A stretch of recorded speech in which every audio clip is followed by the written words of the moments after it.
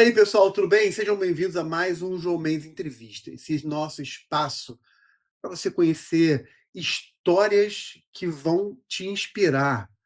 Pessoas que passaram pelo que você está passando, que acumularam muitas experiências e vão compartilhar essas experiências com você. Então, se prepara, pega aí seu caderno, seu bloco de notas, seja lá o que for, ou preste atenção, você está aí no meio da rua, dirigindo na academia, lavando louça, cozinhando, não sei, trabalhando ali, ouvindo. Se prepara, porque vem coisa boa pela frente. Tá conosco aqui a Stephanie. Stephanie, muito obrigado por ter aceitado o convite para estar aqui. Imagina, João, eu que agradeço esse convite. Uma grande honra estar aqui com vocês e poder compartilhar um pouquinho, né, da minha história, que, se Deus quiser, ajude os outros colegas que estão nessa trajetória ainda, né? Uhum. Porque eu lembro muito bem, eu sou recente aprovada, né? Digamos assim.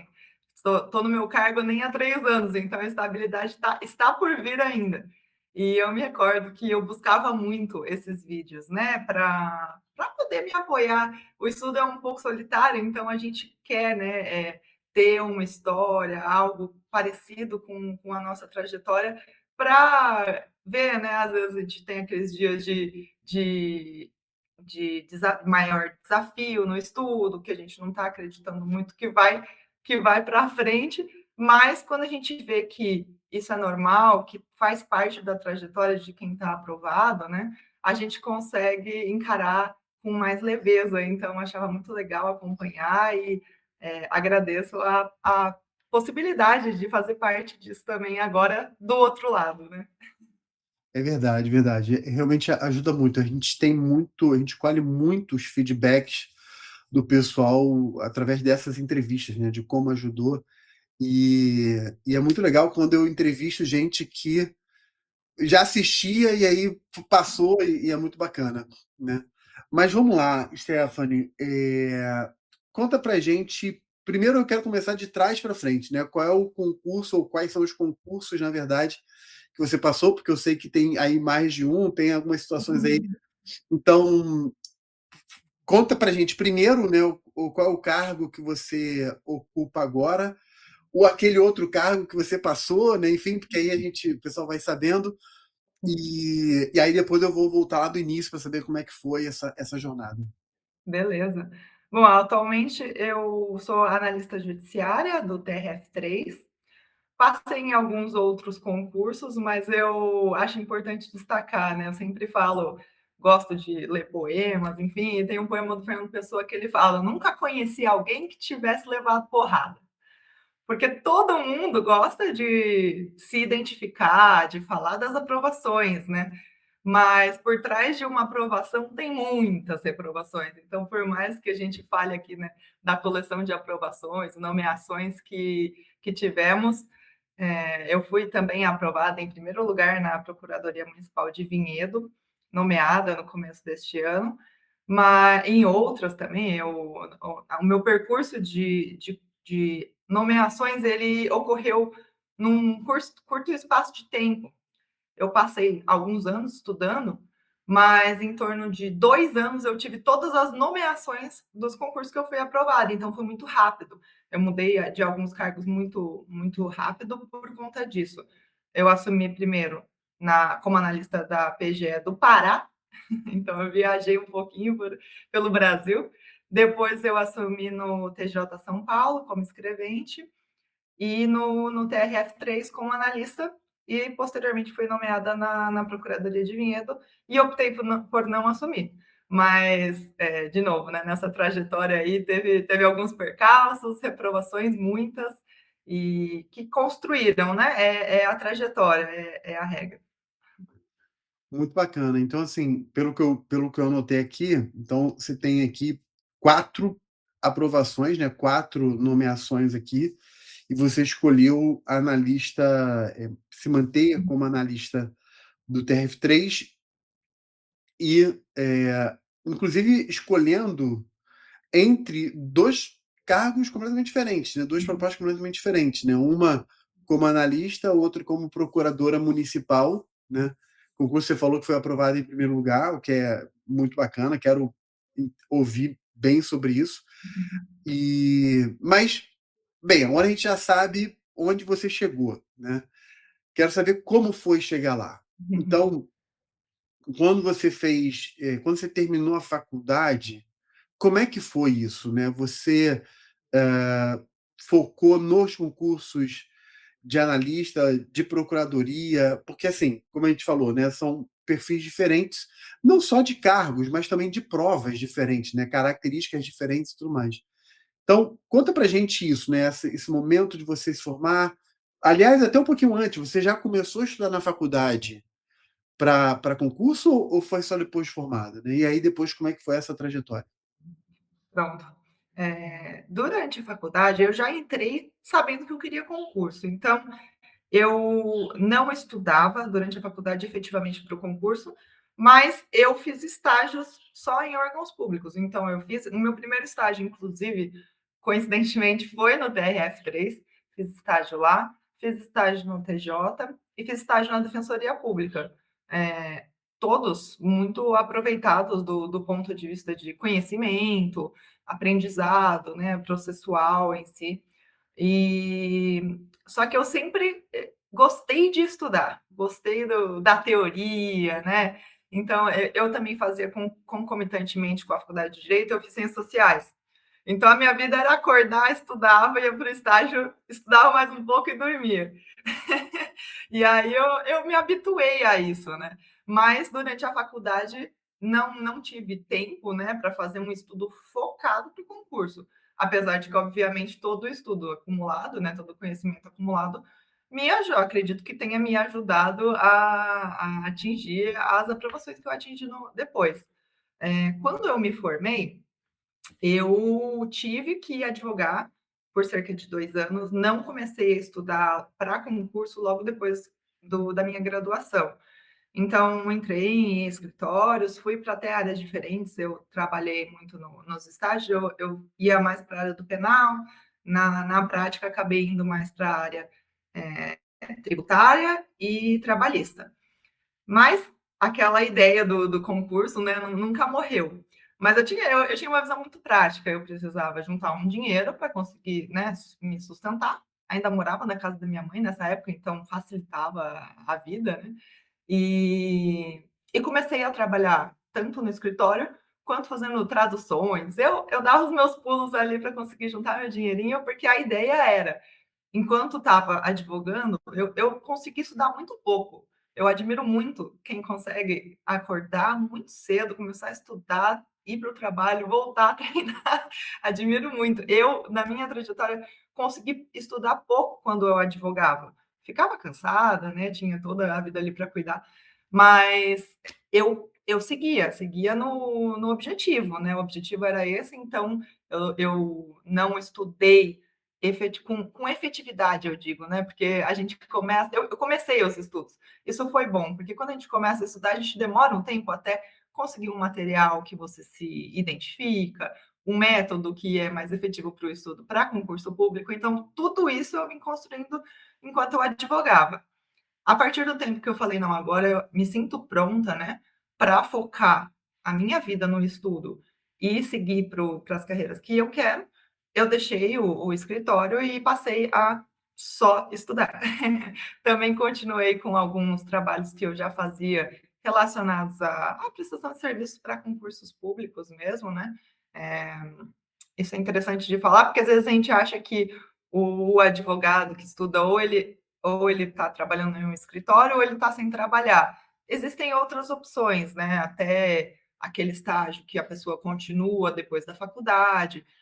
São opções que você ainda recebe algum valor para conseguir se manter e consegue estudar. Então, acho válido também pensar nessas outras opções, além da própria advocacia, né? Porque eu sei que muitas vezes pode tomar muito tempo e acabar atrasando um pouco a sua aprovação. Logicamente, cada um tem um estilo de vida, né? E eu sei de muitas histórias de muitas pessoas que nunca deixaram de trabalhar para estudar, né? Eu tive essa oportunidade, deixei, fiquei cerca de 1 ano e meio, 2, só estudando. Interessante mesmo. Você falou uma coisa bacana, que é a tentar encontrar fontes até de receita Uhum. fora do mecanismo tradicional, né, Sim. daquela advocacia, enfim. É interessante você estar falando isso, que eu estava conversando recentemente com meu filho, né, meu filho está no início da faculdade, enfim, Uhum. e eu estava falando para ele sobre o empreendedorismo, né, e o empreendedorismo, ele basicamente tem que ser norteado por uma pergunta: qual é a dor ou a necessidade que a pessoa tem e como é que eu posso solucionar essa dor ou resolver essa necessidade, né? Uhum. E certamente você achou ali qual é a dor de alguém, né? De algumas pessoas, A minha e própria. a sua própria, né? Que é se organizar, e eu quero falar sobre isso, a gente vai falar sobre isso, né?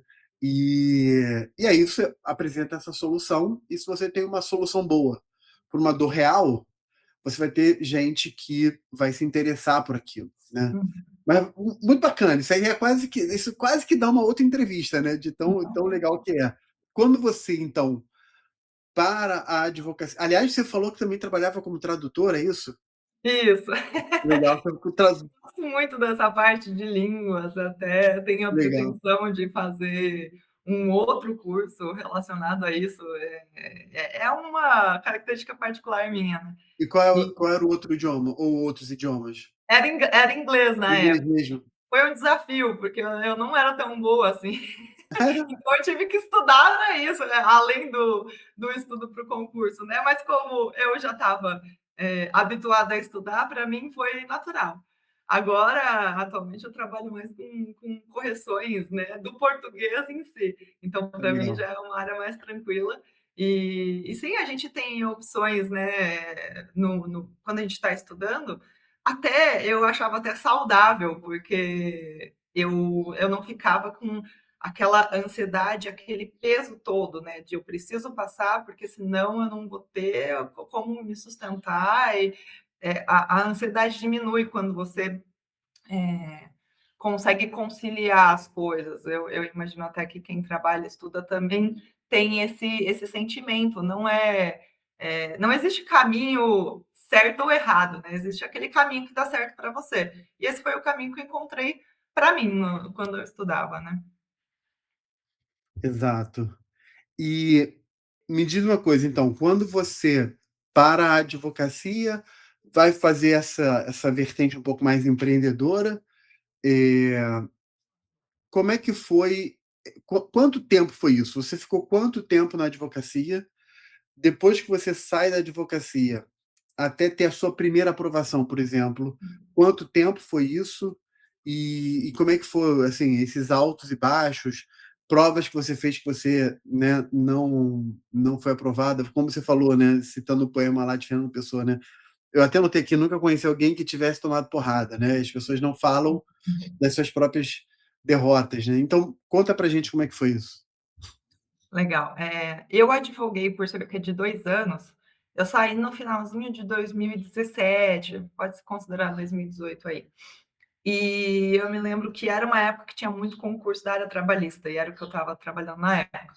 Então eu falei: "Vou iniciar os concursos de tribunal nessa área". E fiz TRT no Sul, fiz TRT no Nordeste, fiz TRT 15, né, Campinas, TRT2 São Paulo, acho que foram esses TRTs que eu fiz, então foram 4 aí. Fui aprovada em algum deles, não me recordo qual, mas assim, aquela aprovação longe da lista que vai ser nomeada, os outros fui reprovada. E é interessante observar, porque ao longo dessas provas, né, o que eu mudei em mim, porque no começo eu fazia a prova e depois do resultado, eu via um resultado ruim, ficava chateada, amassava a prova e jogava no lixo, ia para a próxima. E esse é um erro terrível, porque é justamente onde eu estava errando que eu precisava me aprimorar. O início do concurso ele é uma batalha de ego, né? Quando você começa estudando, você fala, não, mas eu fui bem na faculdade, passei na OAB, sou boa inscrita, vou passar tranquilamente no concurso. E aí você vê que a realidade não é essa, e que precisa, assim, de uma dedicação específica de estudo para uma prova, né, desse porte e dessa quantidade de gente que tem, né, para prestar, você precisa se dedicar especificamente para ela, né? Não é porque uma pessoa fez mestrado, doutorado, que ela vai passar facilmente em um concurso público, por exemplo.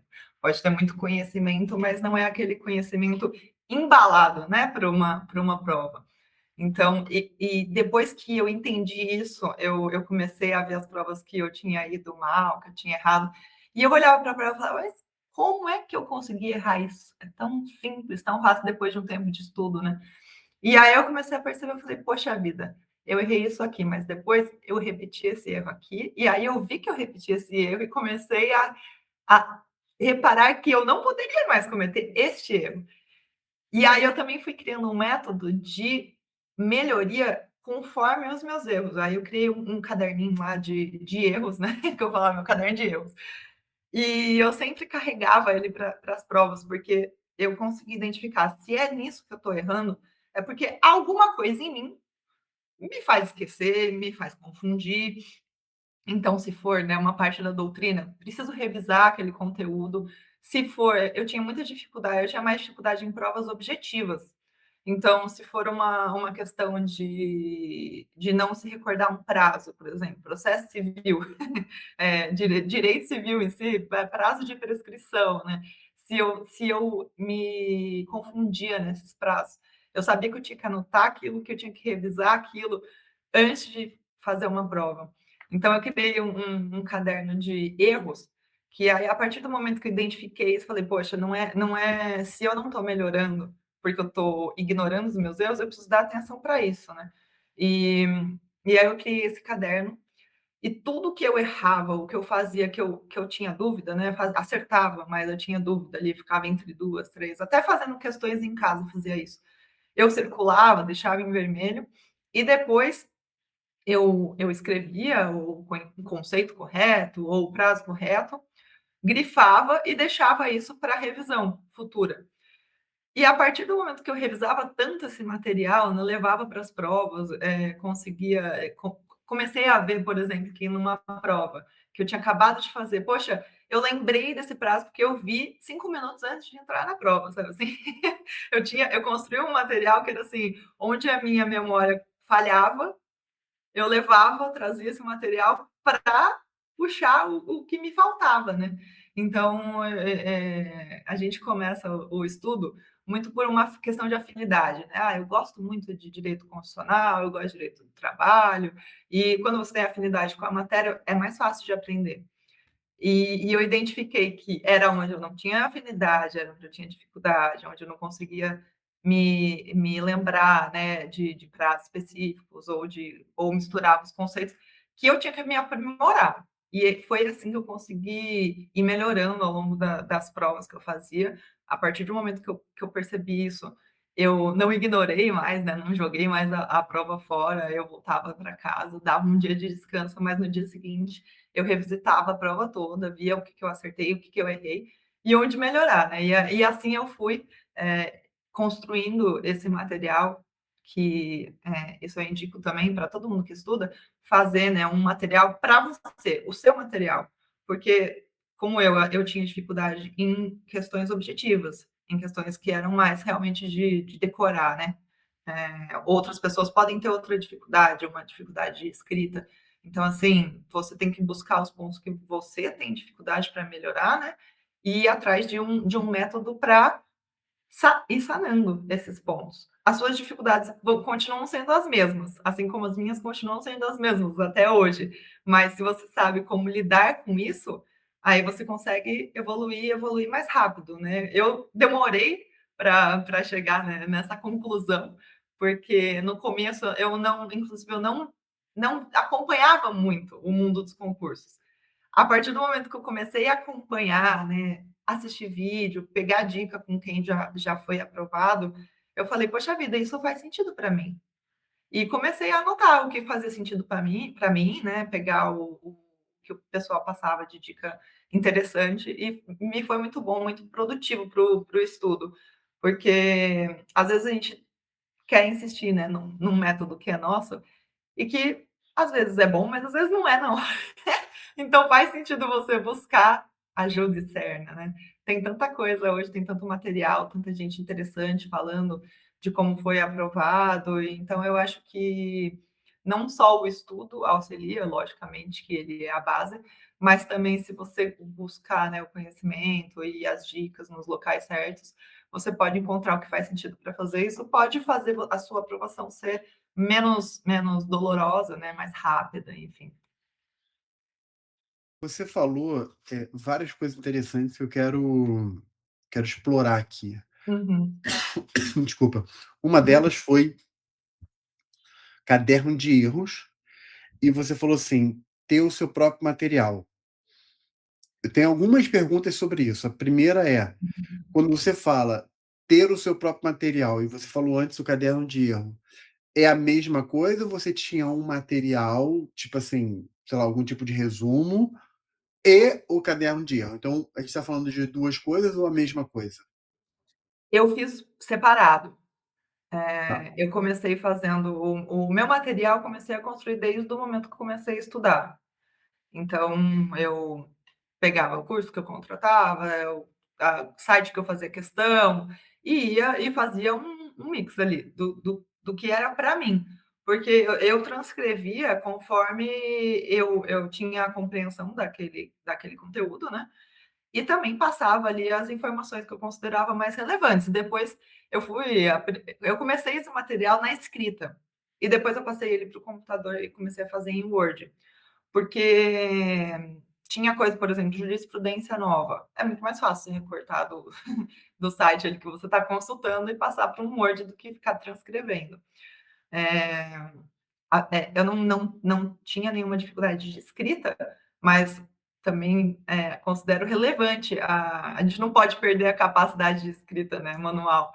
Então, mas existem treinos, né, eu estava treinando nessa fase para um objetivo, então essa não era a minha preocupação no momento. E aí eu construí esse meu material em Word, e atualizando, porque é muito mais fácil de atualizar também, o material escrito ele fica desatualizado muito rápido. Mas eu cheguei a imprimir algumas folhas com algumas informações que eu tinha, e em cima disso eu fazia o meu caderno de erros. O meu caderno de erros era um papel mesmo que eu levava para cima e para baixo.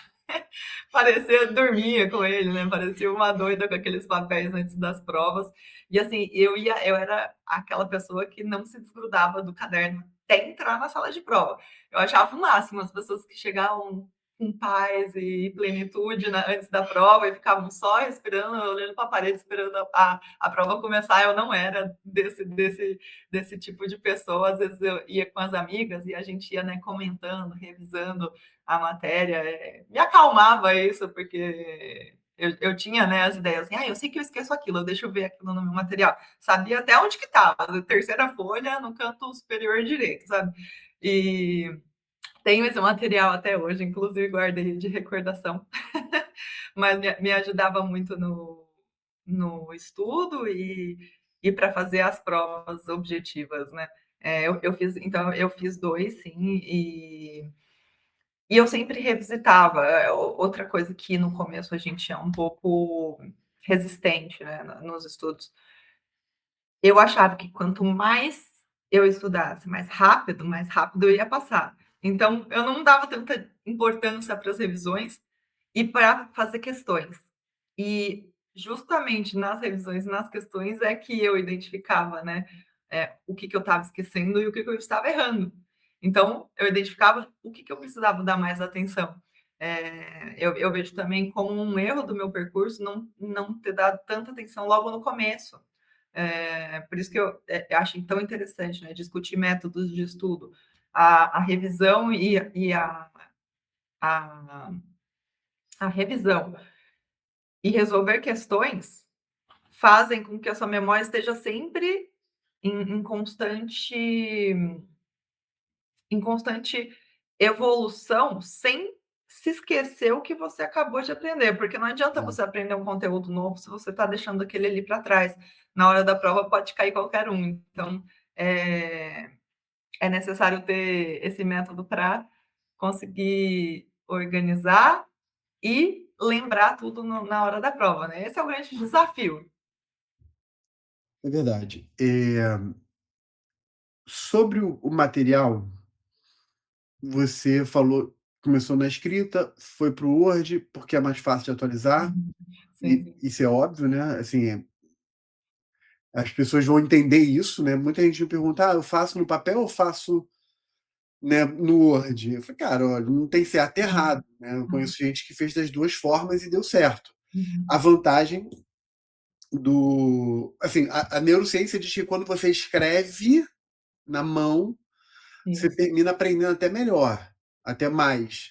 Uhum. Por outro lado, no Word você consegue fazer atualizações mais rápidas. Mas o que eu quero te perguntar nesse caso, eu quero te perguntar tanto no material próprio quanto no caderno de erros. Mas no Uhum. material próprio,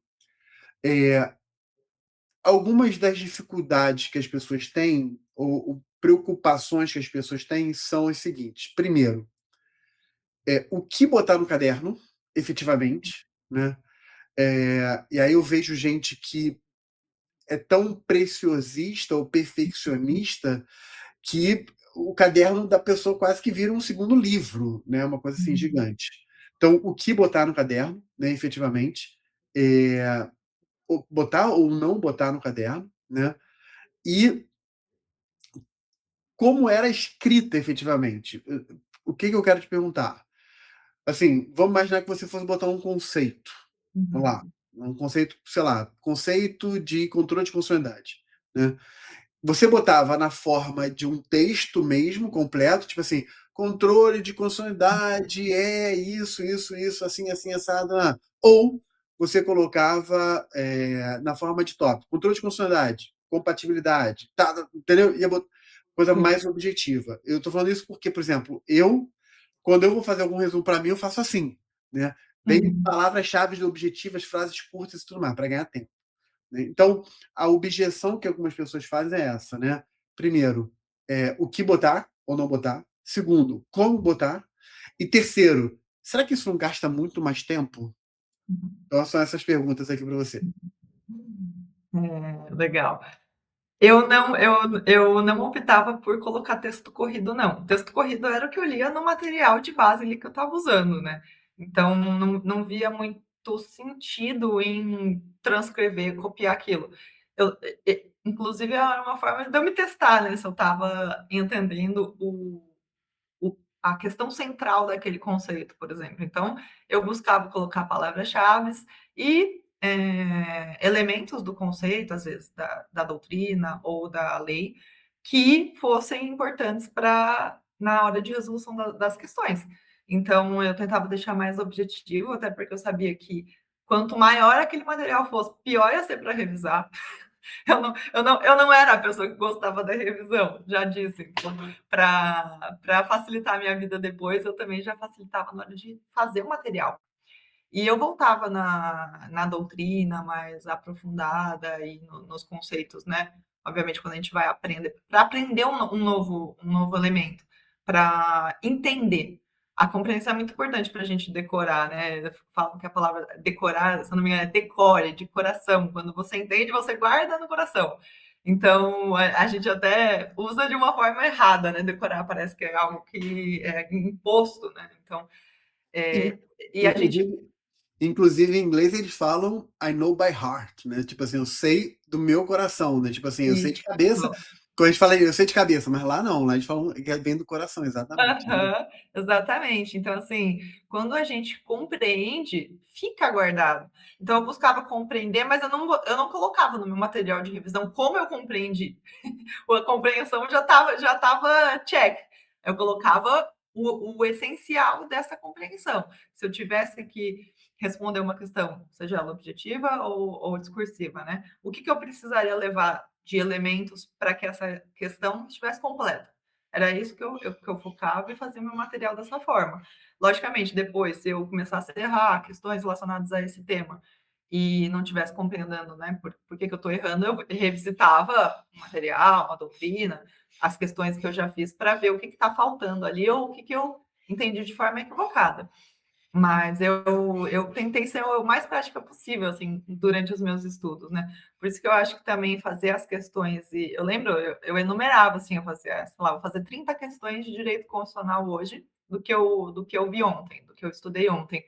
Aí eu numerava no meu caderninho e eu ia anotando, assim, respondia, e se eu tinha alguma dúvida, eu acho que eu circulava, e as que eu errava depois eu marcava em grifa-texto, sei lá, eu não lembro exatamente, mas e aí depois, na hora de corrigir, isso já ficava marcado, porque de repente você acertou uma questão que você tinha dúvida, mas você não sabe por que que acertou aquela questão, né. Então eu também deixava isso marcado para na hora de revisar as questões feitas, eu já ter isso certinho, assim: "Poxa, eu esqueci isso porque confundi um conceito", ou "troquei os prazos aqui de prescrição", enfim. Aí eu mapeava certinho o que estava faltando, né. Mas a questão do caderno ser perfeito, eu também tinha muita dificuldade nisso, porque no começo a gente quer abarcar tudo e a gente acha que cada detalhe vai fazer muita diferença.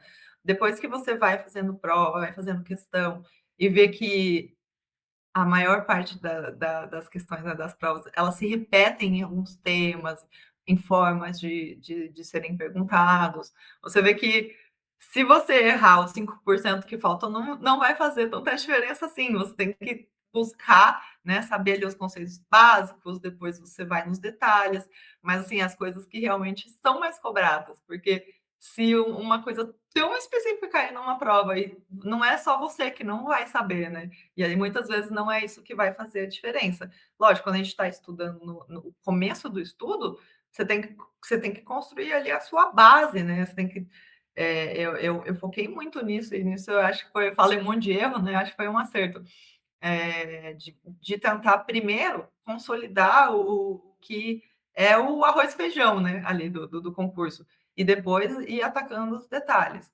Então, acho que isso é interessante, acho que o perfeccionismo, né, nesse ponto aí, ele atrasa um pouco, né, a gente. É normal, porque a gente quando começa a estudar não sabe ainda como vai ser cobrado aquilo, e depois você vai entendendo e vai refinando. Então, eu acho interessante no nosso material próprio já ter esse refinamento, né.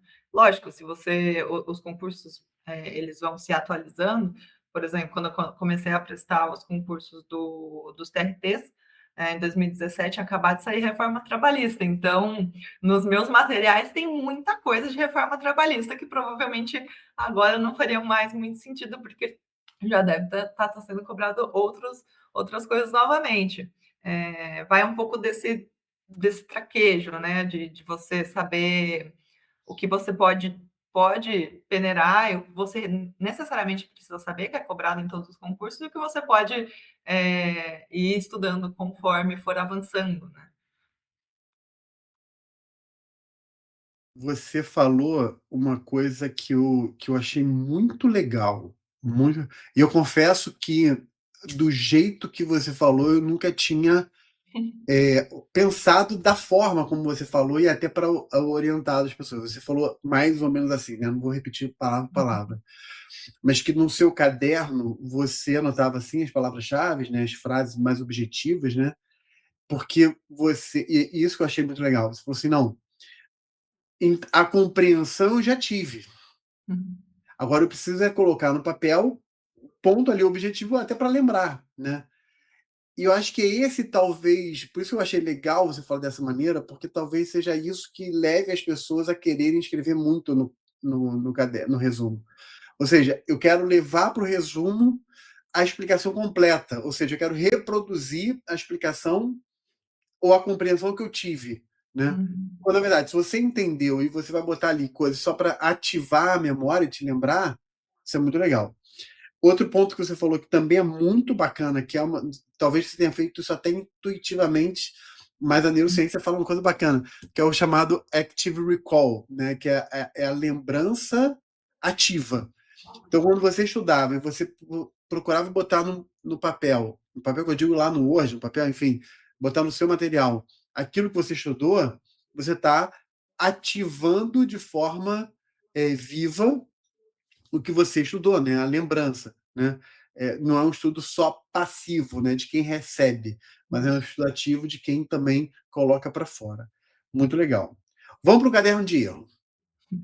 Como é que é esse bendito caderno de erro, né? Todo mundo, muita gente fala, não sei o quê, só que as pessoas não sabem o que fazer, confunde caderno de erro com resumo, e aí, enfim. Como é que era o teu caderno de erro? O que que você fazia? O que que estava ali? Você botava de onde vinham esses erros? Eram das questões? Era você botava o erro e o acerto junto ao mesmo tempo? Enfim, diz pra gente como é que era na prática. Para quem estiver ouvindo aqui, falou assim, pô, eu ouvi a Stephanie, ela é brilhante essa técnica, serve para mim, eu quero copiar e colar e fazer igual. Ótimo, eu espero que ajude mesmo. É uma técnica que me ajudou bastante. Demorei para começar a fazer, mas depois que comecei, deu muito efeito. Então, para todo mundo, né, que pergunta mesmo, eu falo. Parece bobeira, assim, parece um nada, mas ajudou demais. Eu peguei um caderno mesmo, inclusive eu tenho cadernos até hoje, e eu faço isso até no trabalho, fica do lado, assim. E eu fazia, sempre que eu fazia questões, eu enumerava. Eu vou fazer quantas questões hoje? Dá um trabalhinho, mas o resultado ele é muito efetivo, então vale a pena gastar esse tempo, né?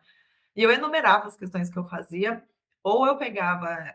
A prova já está feita, né? Quando você tem o caderno, pode sair o caderno de prova, você traz o caderno e você consegue fazer isso no próprio caderno de prova. Depois você mantém ele ali junto com é até legal, né, guardar as provas que a gente fez como uma recordação. Nossa, eu lembro que foi difícil até para mim me desfazer disso quando eu mudei, né. Depois de aprovado, você olha ali e você fala: "Poxa vida, quanta história". E e aí eu peguei esse caderno e eu enumerava, assim, ó, condicional, colocava o tema das questões que eu estava fazendo e enumerava as questões e ia fazendo. Aí, 1, a letra E, 2, letra A. Depois, na hora de corrigir, se eu corrigia uma por uma, e assim, a mesma questão que eu acertava, se eu acertava, mas eu tinha alguma dúvida, se eu acertava, mas assim, acertei sem querer, né? Tem também aquela que você acerta sem querer. Você fala, nossa, acertei por um motivo, mas estava errado, era outra coisa a explicação disso. Aí tudo que eu não tinha certeza, eu colocava nesse caderno. Então, essas questões que eu acertava sem querer, as questões que eu ficava na dúvida e as questões que efetivamente eu errava. No dia seguinte, quando eu ia fazer outras questões da mesma matéria ou não, eu olhava essa página. Então, de novo, né, tinha aquela revisão, aquele aproveitamento ativo que você comentou. Eu olhava de novo e eu relembrava de tudo aquilo que eu não sabia, eu tinha esquecido no dia anterior. E a partir do momento que você vai fazendo isso, todas as suas dificuldades viram. Por isso que eu falei que elas viram até banais, né? Por isso que eu falei que quando eu vi as minhas primeiras provas que eu fiz, eu olhava e falava: "Meu Deus, como eu consegui errar isso? Assim, tão básico". Por quê? Porque eu estava começando a estudar, porque isso mostra a nossa evolução, né, quando a gente olha para trás e vê: "Poxa, como eu errei isso, como eu fiz isso". Mostra a nossa evolução, é ótimo, eu acho ótimo ter passado por tudo isso e conseguido visualizar dessa forma. Então o caderno de erros é um amontoado de rabisco, porque depois você vai, eh, conforme você vai estudando, você vai adicionando, né, elementos ali naquele caderno para deixar ele também um pouquinho mais completo. Então, tudo que eu tinha dúvida, tudo que eu tinha dificuldade, tudo que eu errava, eu anotava lá. E aí sim eu acho interessante a anotação escrita, né? Porque se eu tinha uma dificuldade, eu já identifiquei essa. Eu não anotava tudo manualmente, porque não era tudo que eu tinha dificuldade. Então, a parte que eu só fazia do meu material, deixava escrito em Word, mas tudo que eu errava ou tinha maior dificuldade, eu escrevia. Isso também ajudava na memorização. E também era uma forma de eu deixar tudo já impresso. Eu não tinha impressora em casa, ou não era muito fácil, assim, levar as coisas para imprimir, também achava, mais fácil, assim, mais prático escrever mesmo. Então, foi esse o método que eu comecei desde quando eu identifiquei que eu precisava, né, de uma forma de memorização mais efetiva, até o final, ele me acompanhou até o final, eu levei esse mesmo caderno para vários concursos, inclusive, não foi para o mesmo para o mesmo cargo. E a partir do momento que eu, né, formei esse conhecimento de base e fui atacando onde que eu tinha dificuldade, onde que eu errava. Depois de um ano, aproximadamente um ano e meio, que eu comecei a estudar efetivamente no começo de 2018, né? Já com material mais definido e tudo mais. Mas depois de um ano, mais ou menos, eu comecei a conseguir colher os ganhos, né? Então, as primeiras aprovações, em 2019, um pouquinho antes da pandemia, inclusive, foi uma sequência, assim. Então, é nítido a evolução do estudo, né? Quando você vai conseguindo tapar ali as suas dificuldades, você vai vendo que chega uma hora que você está preparado. Então, se eu estava estudando para tribunal, eu consegui, sim, aproveitar esse estudo para procuradorias municipais. Mas daí acho que já é um outro tópico. Com certeza. Antes de entrar nesse outro tópico, você falou o que eu também acho bem legal. Você comentou que não gostava de fazer revisão e, você falou algo, assim, interessante que passa na cabeça de muita gente. Você falou mais ou menos assim, né, que você achava que quanto mais rápido você avançasse na matéria, mais rápido você passaria. O que faz todo sentido no papel, né? Teoricamente faz todo sentido, óbvio, né? Quanto mais rápido eu avanço na matéria, quanto mais coisa eu estudo, mais rápido eu vou passar, né? Só que aí essa lógica ela falha porque tem um detalhe que as pessoas esquecem, tipo assim, a nossa memória falha, né? A nossa memória, na verdade, o nosso cérebro joga contra a gente, né? Ele quer esquecer as coisas exatamente para poder salvar espaço, né? Igual o computador, né? Quer ir jogando fora para poder salvar espaço. E a revisão ela ajuda nisso, né? Ajuda você a relembrar, consolidar, fixar e tudo mais. Você terminou. O que eu vou te perguntar, você já tocou nisso, conforme você foi Uhum. falando, né? Só que agora, só para assentar a ideia e o pessoal poder gravar.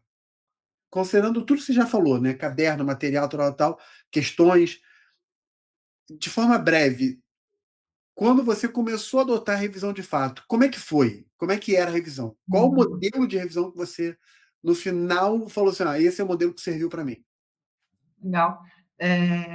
Eu elaborei uma planilha bem simples, assim, sem um floreamento nela, que eu deixava o primeiro ciclo, né, de estudo do dia como revisão. Então, se no dia anterior eu estudei 4, 5 matérias, geralmente estudava 4 por dia. No dia seguinte eu começava revisando o que eu estudei no dia anterior. Aí eu passava para o estudo das outras 4 matérias e fazia, para fechar, questões também do dia anterior. Eu sempre deixava eu estuda tudo que eu estudava em um dia, eu revisava e fazia questões no dia seguinte. E, quando chegava o final de semana, eu tinha mais dificuldade de estudar, de me concentrar, e no sábado eu fazia normalmente o ciclo, mas no domingo, quando as provas, né, começaram a chegar e eu queria aproveitar também o tempo para me aprimorar, quando eu não tinha prova, eu fazia simulado. E aí já era uma forma também de eu revisar geral, né, tudo. Então, o meu ciclo de revisão era esse, era diário, conforme o que eu tinha estudado no dia anterior. Fazia as revisões quando eu fazia simulados, e sempre, toda véspera de prova que era tinha provas que eu faço depois, né, de um tempo, eu fazia sem aplicar esse ciclo, mas as provas, assim, que mais me importavam, que eu falava: "Poxa vida, essa daqui, tá alinhado com o que eu quero", né, logicamente a gente quer passar em todas, mas algumas provas que eu dava mais relevância, eu fazia uma semana inteira de revisão só para aquela prova. Então, fiz isso para o TRF3, era uma semana bem puxada, assim, porque eu tentava, né, pegar tudo que eu tinha dificuldade e rever conceitos, as coisas que mais caem. Então, era uma semana bem maluca, mas dava certo para mim. tinha gente que falava: "Ah, eu não reviso em véspera de prova, porque para mim tá errado, a ansiedade". Para mim dava certo, sabe, baixava minha ansiedade, me trazia de novo, me refrescava a memória, eu me provava ali no que eu sabia, né, e pelo contrário, pegava tudo que eu não lembrava e jogava de volta para a memória ali. É natural, assim, a gente não tem essa capacidade de guardar tudo que a gente aprende, né. Mas conforme eu ia fazendo as revisões, isso ia ficando na memória, a ponto de eu chegar lá na prova e conseguir lembrar corretamente do que eu precisava. Então, eram esses 3 ciclos: diário, conforme eu ia estudando, de final de semana, geralmente o que eu peguei ali durante a semana, eu sempre via meu caderno de erros. E também nos simulados que eu fazia aos domingos ou nas provas, né, que querendo ou não é uma revisão. E véspera de prova eu aplicava a semana inteira, assim, eu pegava todo o conteúdo que eu conseguia para revisar. Isso, obviamente, não pegava o material completo, né, porque não dá para ler em uma semana. Mas aí por isso que é a importância de fazer também um material próprio mais objetivo, porque daí eu lia ali os pontos do meu material, que eu considerava, né, mais relevantes, e relia o meu caderno de erros. Isso dava tempo tranquilamente de fazer e era bastante produtivo, assim, eu sempre via, assim, eu sempre saía da prova falando: "Nossa, eu vi isso essa semana, eu vi isso antes de entrar na prova", sabe. Era legal, porque eu via que era um método que eu encontrei ali para mim estava fazendo efeito, né, estava dando certo. Esse método que você falou, ele é um dos melhores que tem, né.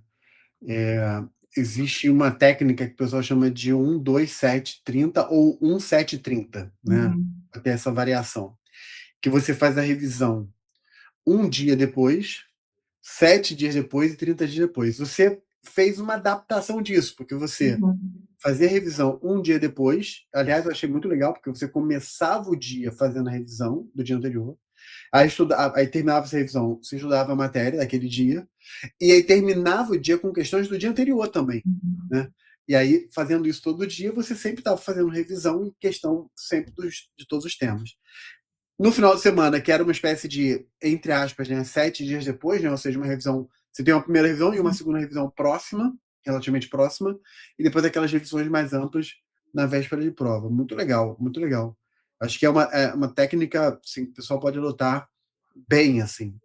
É, Essas técnicas de estudo ajudam muito, né. Eu me dediquei um tempo também, quando eu comecei a estudar, a aprender algumas técnicas, buscar, e eu acho que foi bastante válido, assim. Se já tem um método, né, se várias pessoas já passaram por isso e falaram que dá certo, eu achei interessante seguir também, e vi que realmente faz sentido e deu certo. muito bom, muito bom. E quando as pessoas me perguntam sobre revisão, essa é uma das que eu gosto de orientar, porque é uma das mais efetivas, assim, em termos de pensar na lógica de como a gente funciona, o que a neurociência do aprendizado fala, né, que assim, aquela famosa curva de esquecimento, né, que você começa a esquecer 30 minutos depois, você já começa a entrar no esquecimento, no dia seguinte agrava e depois só se aprofunda. Então, fazer a revisão no dia seguinte ajuda você a interromper, ou pelo menos diminuir essa curva de esquecimento, né? Isso é legal. Mas não é a única, né? Vai depender muito da dinâmica que a pessoa tem. Uma coisa é certa, né, Stephanie? A pessoa tende a ter um método de revisão, né? Seja diariamente, como você fazia, ou pelo menos uma vez por semana, que seja, enfim, mas ela tem que ter um método de revisão. O que não pode é não revisar. Uhum, E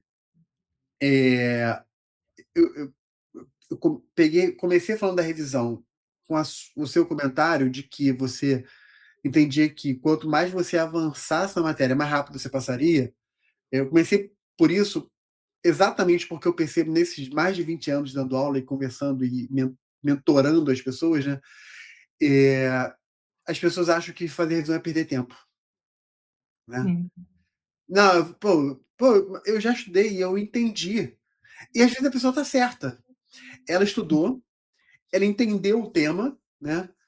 Porque tem às vezes, vamos lá, nós somos pessoas normais. Tem vezes que você estuda um tema que você não entende, não entendeu Uhum, muito bem. Né? Você percebe que você não entendeu muito bem. Mas tem às vezes você estuda aquele tema e fala: "Pô, tudo bem, eu entendi o tema não é um tema, assim, não foi complicado para mim, eu entendi o tema", né. Não é que eu não entendi, eu entendi. E a pessoa, ela parte da ideia de que se ela entendeu, então ela gravou, e ela quer só avançar. Só que existe uma diferença entre entender e reter, né. E aí, você pode ter entendido, mas a retenção vem com a repetição, né. Muito legal, só queria fazer esse fechamento que eu acho muito bacana. Eu Uhum. costumo fazer, avançando agora, né, eu costumo fazer uma pergunta, Stephanie, que você já respondeu a minha pergunta. Assim, eu vou fazer assim mesmo, mas já está respondido em tudo que você falou, né, mas eu vou fazer porque eu queria que você, colocasse isso de forma organizada, né, assim, Uhum. pontuando, né. A pergunta é a seguinte: na sua experiência, quais são os principais erros que você identificou na sua jornada e que você percebe na jornada de outras pessoas, né? De conhecidos que você sabe que passou, enfim. Você já falou isso amplamente, né? Mas vamos fazer uma revisão, né? Já que a gente está falando tanto de revisão, né? Vamos fazer uma revisão assim, pontua, não precisa, assim, não tem um número absoluto, mas sei lá, 2, 3, 4 erros, aqueles que você fala assim, caramba, isso aqui são erros que a pessoa tem que evitar. Uhum. Bom, vamos lá. A Hum. primeira é ignorar os erros. Ah, boa. Não, eu acho que é uma coisa, como eu falei no começo, né, eu acho que o concurso ele mexe muito com o nosso ego quando a gente começa, porque, a gente vem de uma faculdade que você fala: "Poxa, eu fiz minha faculdade muito bem, fui aprovado, depois passei na OAB, fui aprovado", e aí você começa o concurso e começa com reprovação, e aí você tem que lidar com isso, né. Então, não é uma boa ideia você lidar com isso ignorando. A primeira o primeiro erro que a gente precisa evitar, né, é realmente ter essa humildade no estudo. Você pegar e se fortalecer com o seu erro. O erro é a trajetória, o erro é a regra. A reprovação é a regra. Se for considerar os concursos que eu fui aprovada, se eu fui aprovada em 4, eu reprovei em 20. Então, a regra é essa, e é inevitável, né, é caminho, é o percurso. Então, evitar ignorar o seu erro, porque o seu erro está identificando da forma mais clara possível o que você precisa melhorar para evoluir. A segunda é não se perder no perfeccionismo, porque você não pode considerar, faz não acho que seja muito produtivo você considerar só fazer prova quando você, se sentir perfeito e acabado ali, né.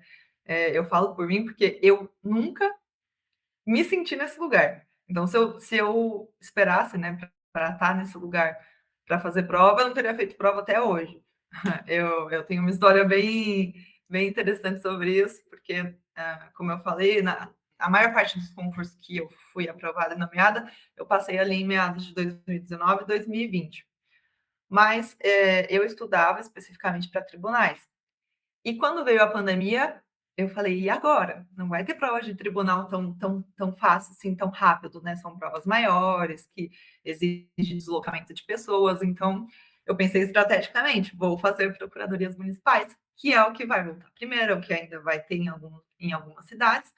Eu moro em São Paulo, aqui tem, né, muitas cidades, muitas PGMs, às vezes 2 por final de semana. Então eu conheci algumas pessoas que faziam as provas, estudei os editais, vi que não era quase nada, assim, de diferente de matérias. As formas de questionamento são diferentes, né, mas de termos de conteúdo não teria que sair muito do meu caminho. Falei: "Bom, então vamos seguir". E aí comecei a fazer as provas de PGE, vi que estava indo bem, né, e saiu a PGM da minha cidade na época, eu morava em Vinhedo. Saiu a prova, foi postergada, banca pequena, aquela coisa que você nunca tem muita segurança, né, no que vem. Eu acho que eu nunca tinha feito uma prova daquela banca antes. Com as PGMs a gente sofre um pouco disso, né, a banca muda muito. Então, não dá para você ter uma segurança maior, porque você conhece a banca, por exemplo. Ah, já fiz muita prova do Sebrasp, eu sei como a banca funciona, como ela cobra as matérias. Nas PGMs tem um desafio relacionado a isso. E fiquei com aquela insegurança, né, no dia da prova. E aí eu tinha contato com o pessoal do Rio de Janeiro, e a mocinha falou para mim: Poxa, você me dá uma carona? Quando a gente foi fazer essa prova, e que ia ser em Jundiaí. E eu, na época, estava morando em Campinas. Aí eu falei: Olha, eu não tenho muita certeza ainda se eu vou. Mas se eu for, eu te dou carona. Assim, poxa, vamos sim. Na época, eu até falei para ela: Não sei se eu estou muito preparada, não fiz minhas revisões. Não, vamos sim, vamos sim. E aí eu me comprometi a dar carona para essa moça. E foi por isso que eu fui fazer a prova.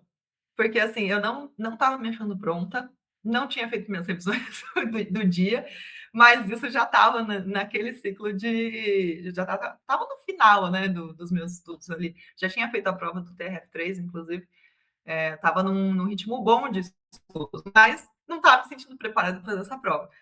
Final das contas, nós fomos, e acabou que foi a prova que eu fiquei em primeiro lugar. Porque eu estava no meu ciclo bom de estudos, mas eu não me reconhecia como boa para fazer aquela prova. Então, isso que eu falo, às vezes o perfeccionismo nos impede de fazer a nossa melhor prova, sabe? Se eu tivesse seguido o que eu achava naquela época lá, e essa história é legal, porque essa moça que eu dei carona, ela ficou em terceiro lugar. E quando me nomearam, eu optei por não assumir. A segunda colocada foi nomeada na mesma semana para outra cidade, e essa moça que ficou em terceiro assumiu. Então, é uma história bem peculiar, assim, da minha trajetória de concurso, que eu acho bem legal de contar, né? Eu fico imaginando ela com o seu resultado, falou assim, pô, você nem queria ir, ainda ficou em primeiro lugar, né? Tipo, como assim, né? Mas eu estava num ritmo bom de estudos, né? Eu só não achava. Por isso que eu falo, o perfeccionismo, às vezes, ele nos trava, né? Ele não é. Ele é bom, por um lado, que faz a gente se especializar em muitas áreas, nisso até hoje, mas é ruim por outro, porque feito é melhor do que perfeito. Essa é a regra, assim. Para os estudos, isso vale muito. A gente, até em matérias que a gente tem dificuldade, né? Você fala, putz, mas eu não sou muito boa nessa matéria, não compreendo muito bem, mas estuda, aprende o básico, faz questão. O básico faz efeito, né? Serve muito. O básico é a regra também. Então, esse é outra dica, né? De não errar, não foque, não espere você estar perfeito para se colocar a risco, não. Tem que dar a cara a tapa, e é difícil, às vezes. Eu tive TRT 15, né, de Campinas, na época, era o concurso que eu mais queria, e talvez tenha sido uma das minhas piores, é, um dos meus piores resultados. Isso me deixou muito chateada na época.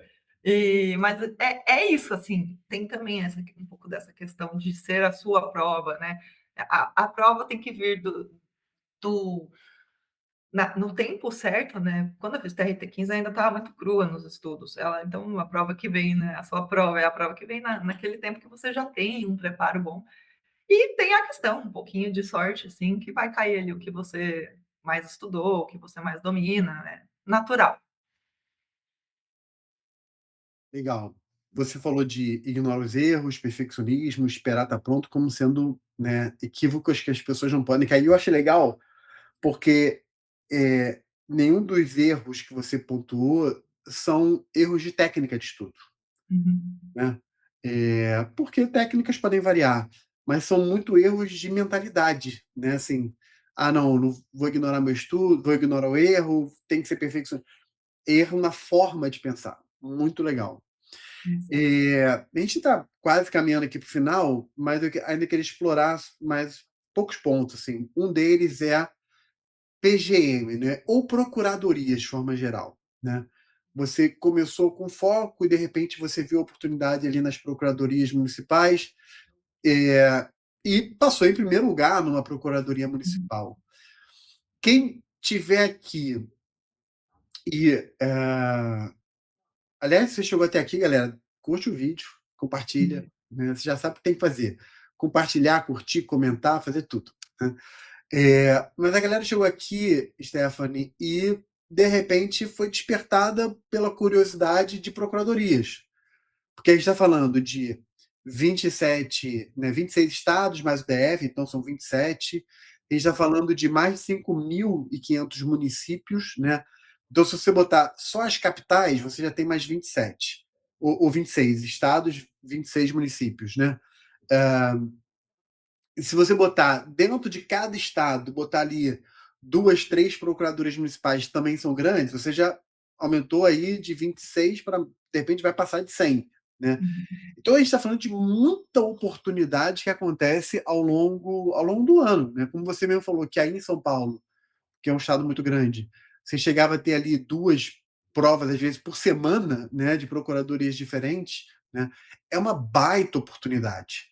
Então, isso, a pergunta que eu vou fazer é quase daria para uma outra entrevista de 1 hora, né? Enfim, aliás, a gente falou várias coisas aqui que dá para poder fazer capítulos separados, né? Mas de Uhum. forma objetiva, quem foi picado por essa mosquinha aí do interesse, né, de procuradorias, o que, que você orientaria? O que olhar? Quais são as principais matérias, principais características? Enfim, dá uma visão geral para gente.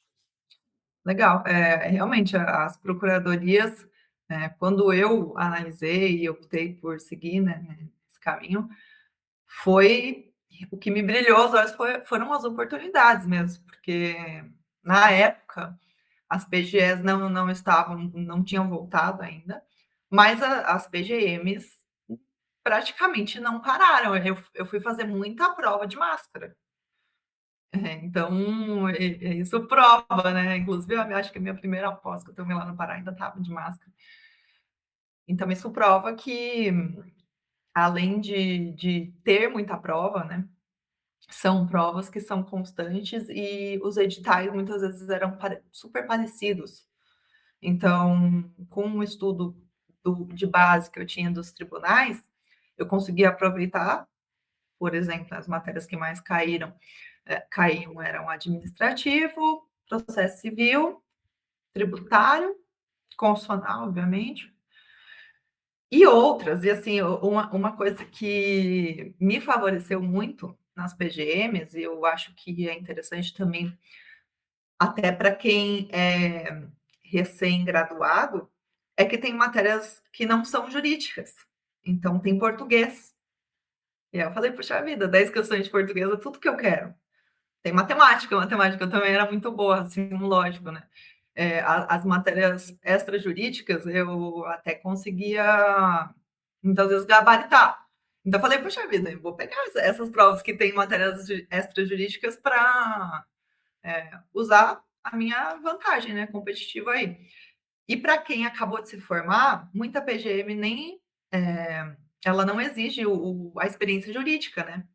Então você entra num concurso de carreira que muitas vezes tem cargas horárias reduzidas, pagam muito bem, a remuneração do edital nunca é a que pode ser levada em conta. A gente tem até perfis, né, de Instagram que mostram quanto que os procuradores ganham com os honorários, né? Isso muitas vezes não chega nem a ser divulgado em portal da transparência, por exemplo. Mas muitas PGMs, PGE chegam no teto. Então, para um cargo que você pode prestar sem ter que viajar para fora do seu estado, recém-formado, e que não precisa de experiência, né, jurídica, é um cargo muito interessante, especialmente para quem quer advogar, né, quem gosta desse estilo de vida. E eu falei, poxa vida, por que eu nunca tinha notado isso antes? Em São Paulo a gente tem uma vantagem enorme, são muitos municípios que são estruturados, né, que as PGMs são muito boas. Então, a galera aí que depois eu acho que as procuradorias até elas ganharam notoriedade, né?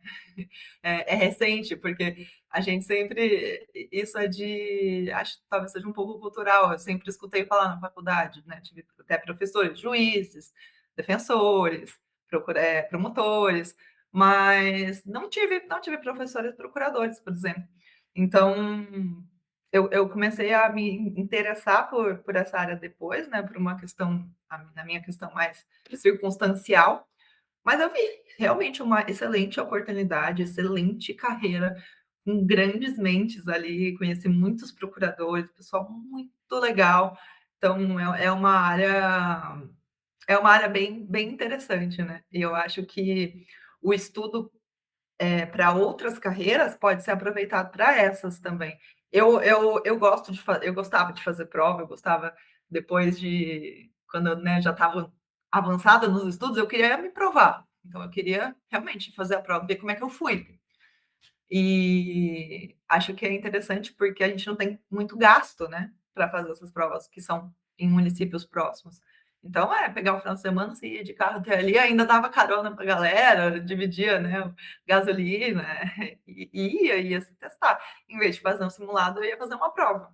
E em muitas delas deu certo, né, tiveram outras provas, aí fica em segundo, fica em quarto, mas daí às vezes é cadastro reserva, enfim, são provas que você tem que ir fazendo mesmo, colocando a cara e a tapa, até dar certo. Os editais mudam um pouco, tem prova de PGM que cobra, por exemplo, prova escrita, tem prova que não tem. Tem PGM que não tem discursivo ainda.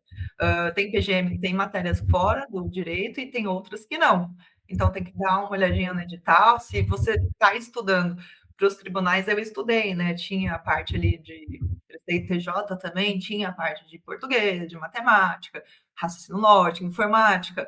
Eu já estudava isso, então eu aproveitei nas provas que tinham essas matérias também. Se isso for te tirar do foco, eu acredito que não seja uma boa estratégia.